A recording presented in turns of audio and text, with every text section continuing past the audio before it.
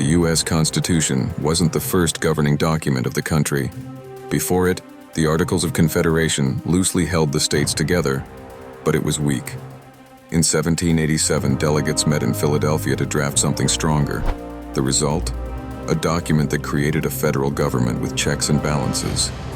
But did you know it almost didn't happen? Some feared too much power in one place. Let's explore how they solved that problem. The Constitution is built on 7 key principles. Popular sovereignty means the people hold power. Limited government ensures no one is above the law. Separation of powers divides authority among 3 branches. Checks and balances prevent any branch from dominating. Federalism shares power between states and the national government. Republicanism promotes elected representation. Lastly, individual rights protect freedoms. These principles keep the system balanced and functioning. But how well do they work today? The Bill of Rights wasn't originally in the Constitution. Some states refused to ratify it without guarantees of personal freedoms.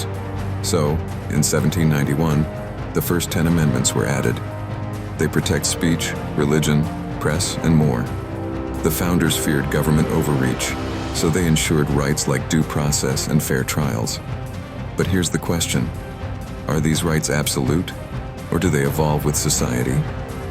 That debate continues even today. Ever heard of the necessary and proper clause?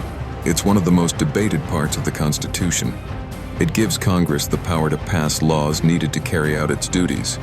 Some argue it grants too much flexibility, while others say it allows the government to adapt. This clause has been used to justify everything from the National Bank to federal agencies. But where's the line between necessary and overreach? The amendment process is intentionally difficult. To change the Constitution, an amendment must be proposed by 2/3 of Congress or a national convention. Then, 3/4 of the states must approve it. That's why only 27 amendments exist. Some failed attempts include banning flag burning and granting statehood to Washington, D.C.